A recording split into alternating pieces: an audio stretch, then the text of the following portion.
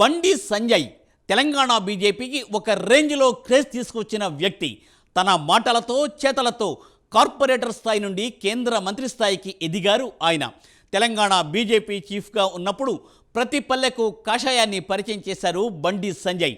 అప్పటి సీఎం కేసీఆర్ను ఢీకొట్టి ఇప్పటి సీఎం రేవంత్తో పోటీపడి మరి రాష్ట్రంలో భారతీయ జనతా పార్టీయే ప్రత్యామ్నాయం అన్న రేంజ్లోకి తీసుకెళ్లారు అప్పట్లో. అయితే అనుకోని కారణాలతో ఆయన బీజేపీ పగ్గాలు వదిలేయాల్సి వచ్చింది. అయినా ఏమాత్రం నిరుత్సాహపడకుండా సామాన్య కార్యకర్తగా పార్టీ కోసం శ్రమించారు సంజయ్. తెలంగాణలో బీజేపీ 8 మంది పార్లమెంటు సభ్యులను గెలిచిందంటే దాని వెనుక సంజయ్ కృషి చాలానే ఉంది.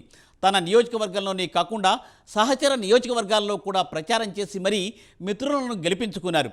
అధిష్టానాన్ని మెప్పించి కేంద్ర సహాయ మంత్రి పదవిని దక్కించుకున్నారు. ఇప్పుడు మళ్ళీ సంజయ్ నాయకత్వం తెరపైకి వచ్చింది. త్వరలోనే ఆయన రాష్ట్ర బీజేపీ పగ్గాలు అందబోతున్నారనే సమాచారం అందుతోంది. మరి ఈ వార్తల్లో నిజమెంత?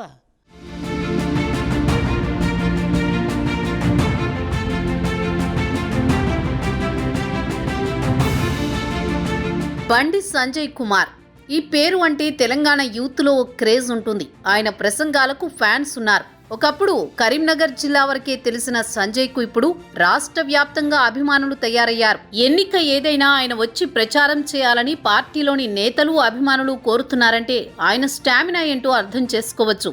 తెలంగాణ బీజేపీకి ఆయన టానిక్ లాంటోడు. 2020 మార్చిలో తెలంగాణ బీజేపీ రాష్ట్ర అధ్యక్షుడిగా సంజయ్ బాధ్యతలు తీసుకున్నారు. అధ్యక్షుడిగా కొనసాగినన్ని రోజులు రాష్ట్రంలో పార్టీకి తెచ్చిన ఊపు అంతా ఇంతా కాదు. ఒక విధంగా చెప్పాలంటే రాష్ట్రంలో బీజేపీ పరిస్థితి సంజయ్ అధ్యక్షుడిగా ముందు ఆ తరువాత అన్నట్టుగా ఉండేది. అందుకే బీజేపీ అభిమానులు ఇప్పుడు మళ్లీ సంజయ్ నాయకత్వాన్ని కోరుకుంటున్నారు.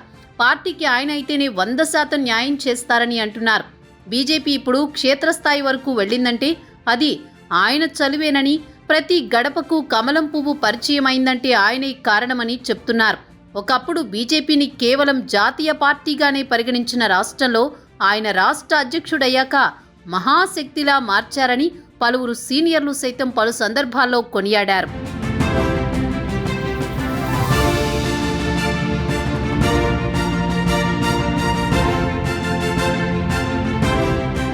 బీఆర్ఎస్ అధికారంలో ఉండగా సంజయ్ అధ్యక్షుడిగా కొనసాగినన్ని రోజులు కేసీఆర్కు ఆ పార్టీకి చుక్కలు చూపించారు. తెలంగాణ భవిష్యత్తు ఇక బీజేపీనే అనే అనేంతగా టాక్ తెచ్చారు. ఈసారి టర్మ్ అసెంబ్లీ ఎన్నికల్లోనూ బీజేపీదే అధికారం అన్నట్లుగా మూమెంట్ తీసుకొచ్చారు. ప్రజలు సైతం ఆ పార్టీని ప్రత్యామ్నాయంగా ఎంచుకున్నారని రాష్ట్ర వ్యాప్తంగా చర్చ జరిగింది. కానీ అనూహ్యంగా గత ఎన్నికలకు కొన్ని నెలల ముందు అధిష్టానం ఆయనను పార్టీ అధ్యక్ష బాధ్యతల నుంచి తప్పించింది. 2023 జూలైలో ఆయనను తప్పించి మరోసారి కిషన్ రెడ్డికి పార్టీ బాధ్యతలు అప్పగించారు. ఆ సమయంలో పార్టీ అధిష్టానంపై పెద్ద ఎత్తున విమర్శలు సైతం వచ్చాయి. కేవలం బీఆర్ఎస్ను మరోసారి అధికారంలోకి తీసుకురావడానికి బీజేపీ అధిష్టానం ఈ నిర్ణయం తీసుకుందని కార్యకర్తలు సైతం భగ్గుమన్నారు. అయినప్పటికీ అసెంబ్లీ ఎన్నికల్లో పార్టీ తరపున రాష్ట్రం మొత్తం తిరుగుతూ ప్రచారం నిర్వహించారు సంజయ్. పార్టీ ఎక్కడా ఉనికి కోల్పోకుండా తన వంతు కృషి చేశారు. ఇక ఇప్పుడు పార్టీ పరిస్థితి ఏమాత్రం బాగోలేదని, అప్పటి ఊపు లేదని కార్యకర్తలు బాహాటంగానే వాపోతున్నారు. అందుకే మళ్లీ సంజయ్కే పగ్గాలు అప్పగించాలని కోరుతున్నారు.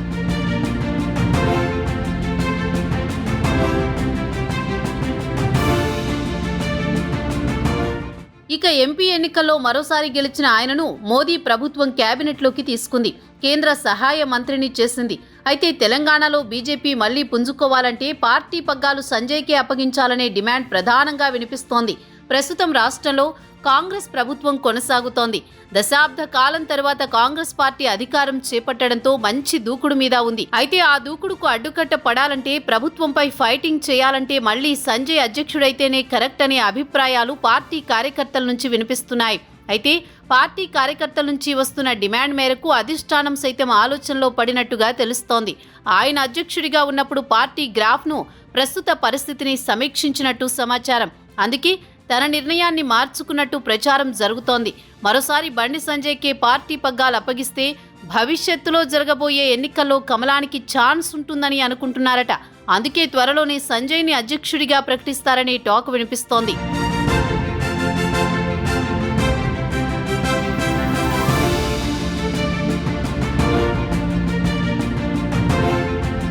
ఇప్పటికే రాష్ట్రం నుంచి కేంద్ర మంత్రిగా కిషన్ రెడ్డి ఉన్నారు. అలాగే రాష్ట్ర చీఫ్ గాను బాధ్యతలు నిర్వహిస్తున్నారు. మరోవైపు సీనియర్ పొలిటీషియన్ గా ఈటెల రాజేందర్ ఉన్నారు. పైగా బీజేపీ చీఫ్ రేసులో ఉన్నట్టు ప్రచారం జరుగుతోంది. అటు టీపీసీసీ చీఫ్ పదవిని కాంగ్రెస్ హైకమాండ్ బీసీ సామాజిక వర్గానికి కేటాయించింది.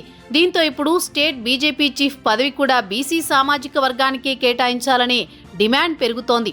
దీంతో బీసీ సామాజిక వర్గానికి చెందిన ఈటెల, బండి సంజయ్లో ఎవరో ఒకరికి ఆ పదవి అప్పగించాలనే డిమాండ్లు వినిపిస్తున్నాయి. ఈ క్రమంలో బండి సంజయ్కి కేంద్రం ఇంపార్టెన్స్ ఇవ్వడంపై రకరకాల చర్చలు తెరపైకి వస్తున్నాయి. ఈ చర్చలకు బలం చేకూర్చేలా కేంద్ర వ్యవసాయ శాఖ మంత్రి శివరాజ్ సింగ్ చౌహాన్ ఖమ్మం జిల్లా పర్యటనకు వచ్చారు. వరద నష్టం అంచనా వేసేందుకు ఏరియల్ సర్వే నిర్వహించారు. అయితే ఆయనతో పాటు బండి సంజయ్కి ఆ బాధ్యతలను అప్పగించారు. చౌహాన్తో కలిసి సంజయ్ ఏరియల్ సర్వేలో పాల్గొన్నారు. దగ్గరుండి మరి ఆయన పర్యటనను విజయవంతం చేశారు. అయితే రాష్ట్రంలో ఇంతమంది నేతలుండగా సంజయ్కే ఈ బాధ్యతలు ఎందుకు అప్పగించారనే ప్రశ్నలు ఉత్పన్నమవుతున్నాయి. వీటన్నింటినీ చూస్తూ మళ్లీ సంజయ్ కమలం సారథిగా పగ్గాలు చేపడతారని ఆయన అభిమానులు ఆశాభావం వ్యక్తం చేస్తున్నారు. మరి మళ్లీ స్టేట్ చీఫ్ పోస్ట్ సంజయ్నే వరిస్తుందా?